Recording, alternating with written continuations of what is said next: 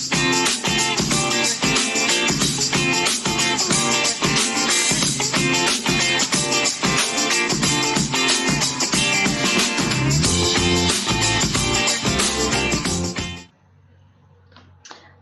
turma do primeiro ano, como é que vocês estão? Espero que vocês estejam bem. Vamos começar mais uma aula. E hoje nós vamos falar um pouquinho sobre os seres vivos e a obtenção de energia, né? Na verdade, a gente vai dar uma continuidade nessa parte e agora a gente vai voltar mais para esse lado aqui, tá? Da alimentação. De acordo com a obtenção de energia, os alimentos podem ser classificados como seres autotróficos ou autótrofos, que vem do grego autos, de si mesmo, trófos, alimentador. Ou seja, os seres autótrofos são aqueles seres que são capazes de produzir, de sintetizar o seu próprio alimento. E como é que eles fazem isso? Eles fazem isso utilizando a energia que vem do sol, tá certo?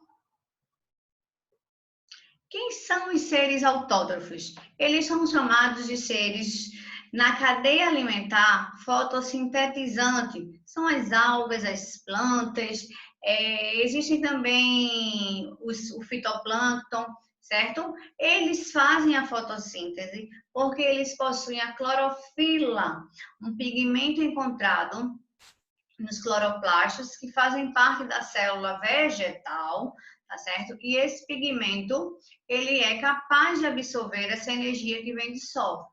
A gente vai estudar a fotossíntese de modo mais detalhado em uma próxima aula, tá certo? Então, aqui está um esquema de modo geral o que é a fotossíntese.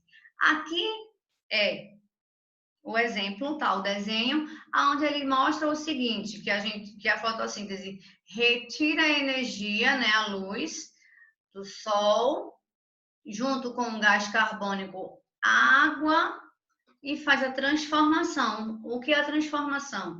É transformar isso daqui em gás carbônico e a glicose, que é o alimento dessa planta. Aqui seria a equação geral e aqui de forma simplificada, o que eu acabei de falar. Ó. O gás carbônico mais a água, através da energia, vai ser transformado em glicose e oxigênio, certo? Os seres heterotróficos ou heterótrofos, vem do grego outro, trófos alimentador, são aqueles que não são capazes de produzir seu próprio alimento, ou seja, eles precisam, dependem de outros para obter essa energia, para sua sobrevivência, certo? Também são chamados de consumidores. E eles podem ser divididos em vários tipos. Eu trouxe alguns exemplos para vocês. Então, olha só. Herbívoros, geralmente são aqueles animais que se alimentam de plantas, por exemplo, boi, gafanhoto. Carnívoro, come apenas carnes, leão, onça. Onívoros, desculpa, comem plantas e animais. No ser humano, ele é classificado como onívoro. Ah, professora, mas eu não como carne, eu sou vegetariana, não sei o quê. Sim, mas de modo geral, os seres humanos são classificados como onívoros. Hematófagos se alimentam de sangue, exemplo, a pulga, né, o piolho. Insetívoros se alimentam de insetos. Detritívoros de insetos, exemplo, tamanduá. Detritívoros comem detritos, restos orgânicos. Tá? Exemplo, fungos, bactérias, certo? Professora, só tem esses? Não, existem outras classificações. Antigamente, eles só classificavam em 3 grupos, carnívoros, herbívoros e onívoros. Hoje já existem mais classificações, tá certo? Aí a gente entra na parte de cadeia alimentar e fluxo de energia. Tem aí alguma dúvida, alguma pergunta? Se tiver, anota, não esquece de pegar o teu material, é super importante. Então, o que seria uma cadeia alimentar? A cadeia alimentar é a relação alimentar entre o organismo de um ecossistema, representa a série de organismos pela qual flui inicialmente a energia assimilada pelos produtores. Professora, não entendi nada, gente. Cadeia alimentar é uma sequência, certo? Em que um ser ele vai se alimentar do outro para a obtenção de energia. E a gente viu que a gente precisa dessa energia para funcionar. Então, a cadeia alimentar é justamente essa sequência, como mostra esse esqueminha que está aqui, ó. O capim, tá certo? Vai dar energia para o gafanhoto que vai comer o capim, que vai dar energia para o sapo que vai comer o gafanhoto, que vai dar energia para a serpente, para a cobra que vai comer o sapo. O que é que a gente percebe? Que é uma sequência. Essa sequência, ela vai precisar vir representada por setas. Essas setas indicam a sequência do fluxo de energia. E essas setas, elas vão indicar que o capim está fornecendo energia para o gafanhoto, certo? E aqui embaixo vocês percebem que tem o nome decompositores, bactérias e fungos. E todos eles, os animais e seres que estão aqui em cima, né, estão com a setinha voltada para os decompositores. Por que isso, professora? Os decompositores, geralmente, eles ficam no final da cadeia alimentar, certo? Tem exemplos em que você vê o nome lá escrito e tem situações que você não vê nada, mas subentende-se que o que são os seres decompositores? São aqueles que vão se alimentar dos restos orgânicos. Então, aqui, nesse exemplo, todos esses animais podem morrer, podem se acabar em um determinado momento. Possa ser que essa cadeia funcione até o final, possa ser que não. Por isso que a seta fica ligada para os decompositores entre todos os seres. A gente vai ver isso um pouquinho mais na frente também.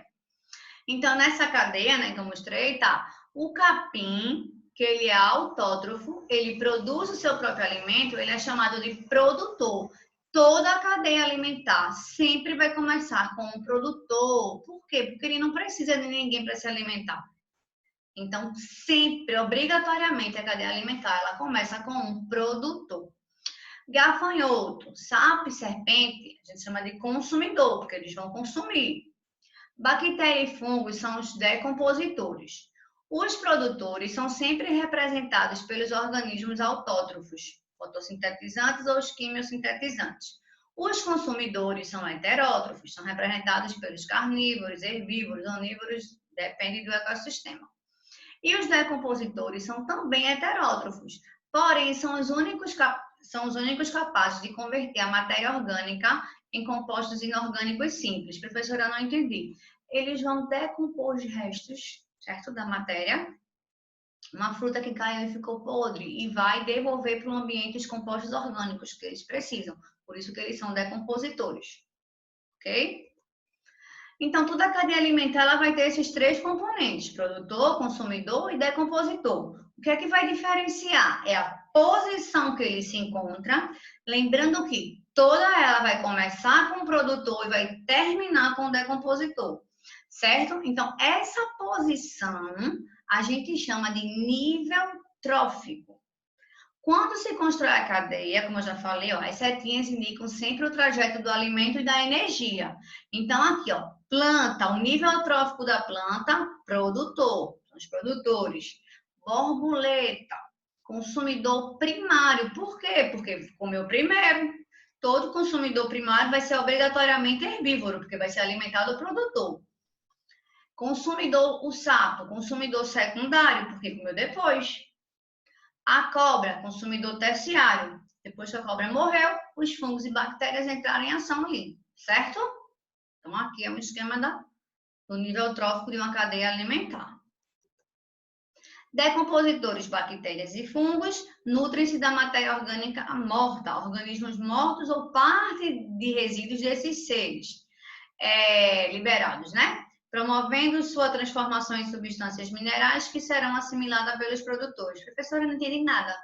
Estou dizendo isso aqui, gente, que os decompositores, eles vão comer o resto da matéria orgânica. É aquilo que eu disse para vocês um pouco mais no início.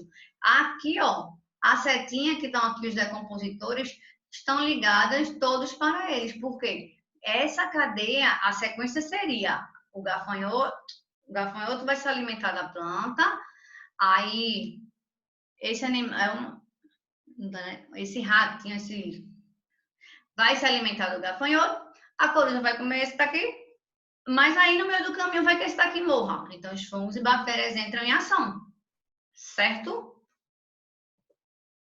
Então, a classificação de modo geral na cadeia alimentar, quem são classificados como os decompositores? Fungos e bactérias. Aqui está o exemplo da cadeia, certo? Então, os seres classificados enquanto ao hábito alimentar. Produtor, herbívoro, ele vai ser carnívoro, né? Quanto o grau de consumo, consumidor primário, secundário, terciário, quaternário. E o nível trófico, primeiro nível trófico, segundo, terceiro, quarto, né? Ok? Alguma dúvida? Pergunta. Por que é difícil encontrarmos cadeias alimentares com muito elo, muito grandes, vamos dizer assim? A transformação da energia luminosa em química, denominada fotossíntese, é responsável pela entrada de energia nos ecossistemas. Um aspecto importante para entender a transferência de energia dentro dessa cadeia alimentar é quando a gente compreende a primeira lei da termodinâmica, que diz o seguinte, que a energia ela não pode ser criada nem destruída, ela é transformada. Ou seja, a gente pega a energia luminosa do Sol e vai transformar dentro da cadeia alimentar em outra energia. Outra que é a química. Outro aspecto importante é o fato de que a quantidade de energia disponível diminui à medida que é transferida de um nível trófico para o outro. Ou seja, um ser se alimentando do outro vai gastando essa energia. A explicação para este decréscimo, essa caída energética de um nível trófico ao outro, é o fato de que cada organismo gasta grande parte dessa energia absorvida na manutenção das suas funções vitais. Ou seja, eu vou me alimentar, eu vou gastar essa energia, logicamente, para o meu metabolismo funcionar. Então, muita gente pensa que o final da cadeia alimentar é onde vai ter mais energia. Porque o gafanhoto comeu o capim, aí o sapo comeu o gafanhoto, a cobra veio comer o sapo. Então, a cobra está cheia de energia. Não, muito pelo contrário, certo? É isso aqui, ó. Tá vendo? A gente pensa nisso, né? Ó. Aqui. Eita, então o gavião, nesse caso, vai estar... Não. Olha aqui, gente. Quanto mais você aumenta o nível trófico, mais você diminui a energia. Então, sempre cai pergunta desse tipo em Enem, em SSA, em relação à quantidade de energia de uma cadeia alimentar, né? Geralmente as pessoas, a casquinha de banana, pensa que é aqui, ó. Não é. Onde se tem mais energia, olha aqui embaixo, a energia é captada pelo produtor. É justamente na parte aqui, ó, dos produtores, ok? Porque aqui, ó, é onde está retida e aqui é o que vai se perder dessa energia. Ficou claro? Então, gente, em resumo, o que foi falado aqui para vocês foi que na cadeia alimentar nós temos seres produtores, as plantas, né? As algas, os consumidores. Isso aqui, esse resumo é um resumo bem basicão mesmo, hein? Herbívoro, carnívoro e onívoro. E os decompositores, bactérias e fungos. Quero ver se vocês entenderam o que eu falei até agora. Vamos lá? A posição ocupada pela vaca na interação apresentada na tirinha a caracteriza como? Então, vamos ver o que é que diz essa tirinha. Tenho que fazer uma redação sobre a vaca. O que será que eu escrevo, Miguelito? A vaca vive no campo. Ela come pasto, pasto e mais pasto. Muito pasto. Depois a vaca vem para a cidade e a gente come ela. Pronto. Quer dizer que para você a vaca é um intermediário entre o pasto e nós? Então a vaca aí, gente, ela está ocupando que posição? No início a gente já mata de cara, né? Quando ele fala assim, ó, a vaca vive no campo e come pasto, o capim. Então ela é consumidora primária, letra B. Você lembra que eu disse? Todo animal, todo ser que vá comer o produtor, obrigatoriamente é um herbívoro, consumidor primário, certo? Então, letra B de beijo.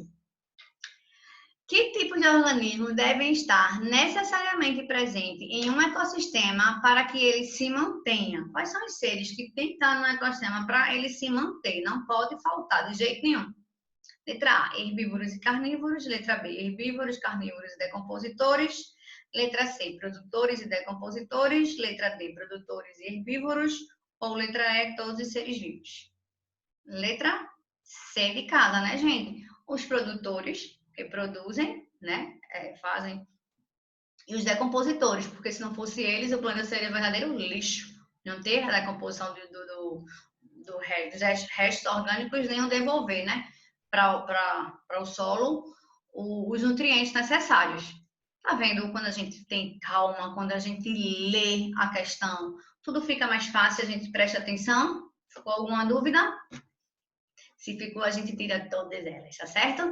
Então, muito obrigada pela atenção, grande beijo e até a próxima. Tchau.